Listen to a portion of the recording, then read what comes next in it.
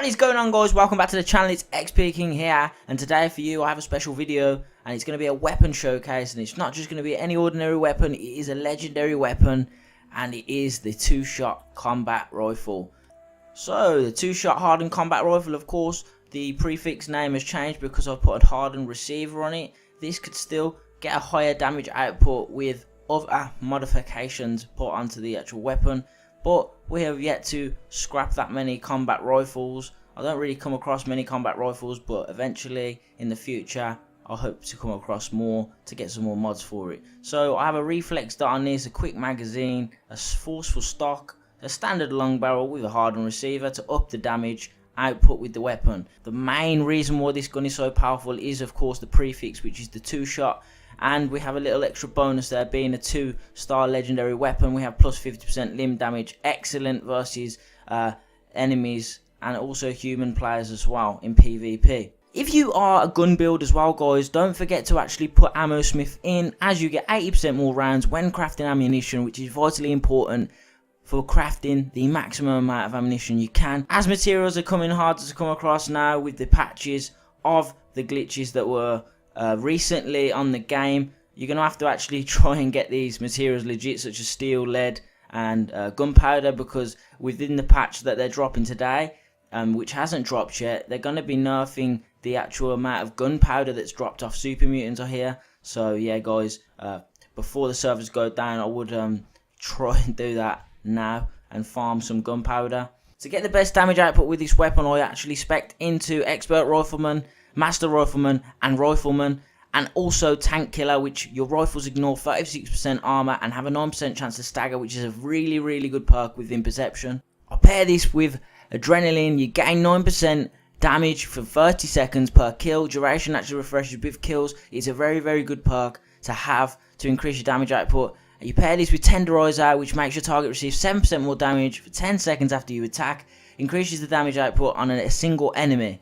So looking back at the weapon, guys, it is actually only a level 40, the max is level 50, but the fire rate on this weapon is 33, the damage is 143, the range is 204, the accuracy is 60, and the weight is 14, and it's valued at 278. Of course, it would have been nice to get the third legendary effect, or maybe a fourth on this, but we could probably settle for this with the damage. And of course, I mentioned earlier that we could actually modify this further to increase the damage output. We can also increase our damage output by putting the covert operative on, which means that your range of sneak attacks deal 2.5 times your normal damage that you would do, and pairing this with bloody mess, giving us a 10% flat bonus to damage. But guys, enough chatting, let's go and kill some high level enemies and see what this thing can do.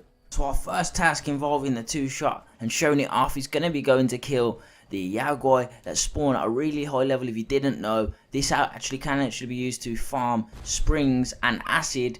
I haven't actually made a video on that, but if you didn't know, this location on the map is a very good area. The mountainside bed and breakfast is where these guys spawn on the railway tracks, and if you want to farm some springs and some acid, definitely come here, as you're about to see. But let's test it out, guys, and there is two of them. One is normally a glowing. I'm not sure what level these guys have spawned at, but sometimes they can spawn at a low level. Hopefully they haven't. See, there we go. We have the level 76 and a level 66. So what we're gonna do is we're gonna hit up the level 66 first with the damage. Let's go. So that's the level 66 down, and there we go.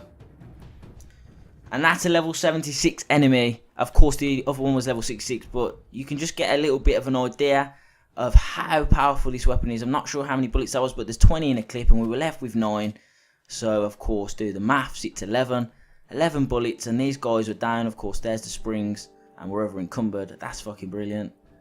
But yeah, collect your stuff, and we'll move on to the next target, guys. Recently made a video on this area location where the Deathclaw spawns in, and it is the Thunder Mountain Substation TMO2. So we're going to see what we can do with this Deathclaw. I'm going to try and get my sneak damage up to get maximum output. What level is he spawned at? Hopefully it's the level 92 guy. So let's just jump on here. Got a caution at the moment, we're going to have to jump over there. Got a danger at the moment. Hopefully he hasn't seen us. Okay. Not even shooting him and he's critical. And we didn't even get a sneak damage bonus. And that's a level 91 Deathclaw. We got a decent amount of XP for that as well. We didn't even manage to get the sneak bonus because I was stupid and used the Marsupial effect mutation to jump and alerted him. And there's loads of ants on the floor. But you can get an idea of that, of course, playing that back. If you replay that over, we killed him literally in the first 10 bullets. So, not even shooting him and he's critical. Pretty insane, and I wasn't even hitting him in his critical spot. And if you didn't know that, that was his belly. It would be to get the actual maximum damage from a Deathclaw. You have to hit the belly area. But yeah, no sneak attack bonus, no buffs, no psycho buffs, no psycho tats, and it's just basically raw damage from the weapon. Let's go back to our lovely weapon here. So you can see we're still at 143. It's just insane, guys. It's very insane. If you are a rifle build, or if your main weapons, definitely try and spec into a rifle build. If you manage to get your hands on a 2-shot, whether that be a 2-shot Gauss rifle or a 2-shot combat rifle or anything 2-shot really, you could even go for a 2-shot shotgun build and it would be deadly. Especially if you manage to get the explosive perk as well on your weapon. But anyway, guys, let's go and take on another enemy. Our next challenge, guys, with this weapon is to clear out Wendigo Cave, which I know a lot of people struggle with. So we're going to go in there and see what we can do. The reason why people are struggling here a lot is not even actually because of the Wendigo. Wendigos are actually quite easy to kill. And that was a 1-shot kill. That was 2-in-1. You can just see how powerful this weapon is, yeah. But there's a lot of Mirelurk Kings in here. Wendigo is actually quite easy to kill, as I was saying. I normally melee kill with this sledge. I've got a vampiric sledgehammer that I use to kill Wendigos. I don't really use my combat rifle to do that. I try and reserve ammo, as I was saying. Ammo is going to be getting more precious as they update and patch the game. Materials are harder to come by. But yeah, guys, let's get into this cave and I'll walk you through the cave and see. We only get feral ghouls at the start of the cave, as you can see here. So, charred feral, that's a 1-shot.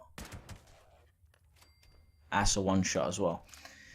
There's also another one coming. He's only level 22, so he's going to be a 1-shot regardless anyway. Yeah, I do love this gun. I still haven't got me a Scorch Beast killer. And by Scorch Beast killer, I mean the Queen, not just a regular one. But I think with the patch today, later on today, they are going to make the... I'm not sure if it's just general Scorch Beast land more frequently. I think it's aimed mainly at the Scorch Beast Queen, because when I went to fight her a couple of times, she never lands, and it can be pretty annoying, to be honest, especially with the frame rate dropping and stuff. You can never seem to land hits on the Scorch Beast Queen.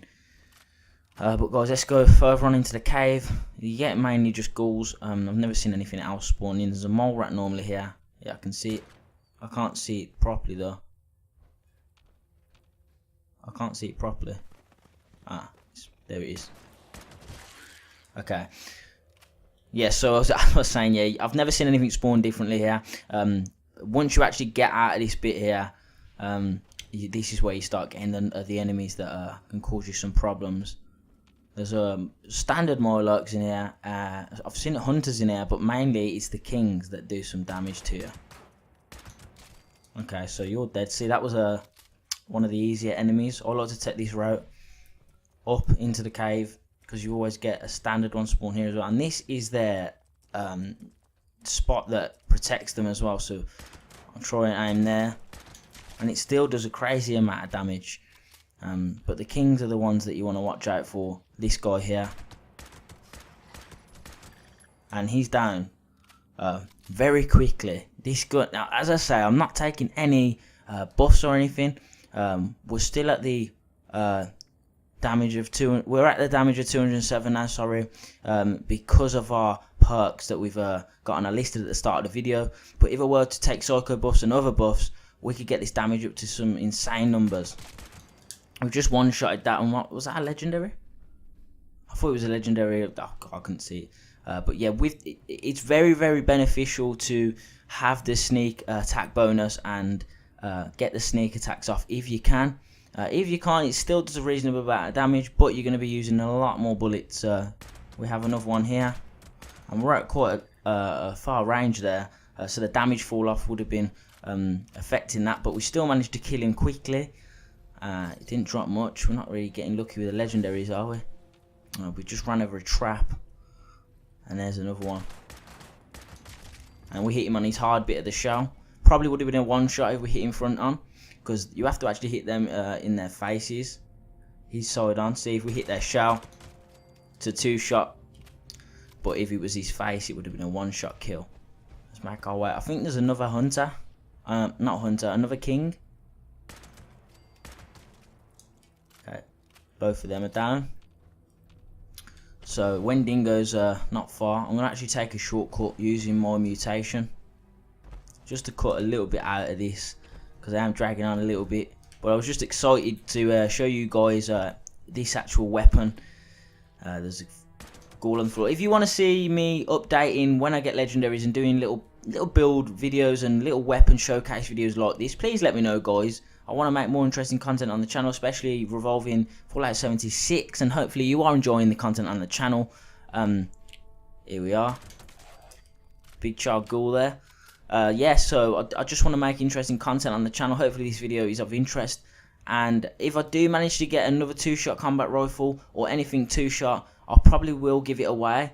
I'm going to put my PSN, start putting my PSN in my videos that I post, so you guys can add me up on PlayStation. That is what I play on, and we can play together and trade weapons, and also, like I say, give away weapons. So here's the Wendigo, and we've one-shotted the Wendigo. It's just a joke. This gun is. It really is. I tend not to. I only use this when I'm farming. If I want a bit of a challenge, I'll put it away, because it just kills everything like you just seen in one shot. It's pretty ridiculous, to be honest. It's overpowered, but it's my favourite weapon in the game. This is what I'm rocking with at the moment. This is a great weapon that I've got. You get 40% more power attack damage. It does more damage the lower your health is. So I have another build where I will take my health down and use Nerd Rage and a combination of other perks. I can get this up to about 300-400, and then obviously Psycho buffs on top. It just one-shot to loads of enemies. I use this to heal up. If you don't know, I'm not sure if they're going to patch it, but if you just swipe the air, let me just show a demonstration. It will recover your health, as you can see in the bottom left there. Yeah, but you already know that. And then I picked this up earlier yesterday, and I've also got the mod for the extra blade on that. I'm not sure how that's going to go. I'm going to have to do some testing. But we also have 2 auto grenade launchers, only with 1 legendary perk, but one has the vampiric legendary perk on it, and one has the damage increase after each consecutive hit, which is pretty good, to be honest. There's my beauty, my vampiric sledge, which gives you a brief health regeneration and a 40% faster swing speed. It's very good. Hopefully you've enjoyed this video, guys. I've been XP King. Thank you for watching, guys. I appreciate it if you would like the video, and if you haven't already, guys, subscribe for more Fallout 76 content. I'm gonna be making a load more content over the next few days, with the update coming as well. I'm so excited. I'm loving this game regardless of the hate, and I hope you guys are too. Leave a comment in the comment section below of your thoughts. And we've got another glowing Moloch King there. I'm going to kill him off camera, and I'll see you guys in the next video. Peace.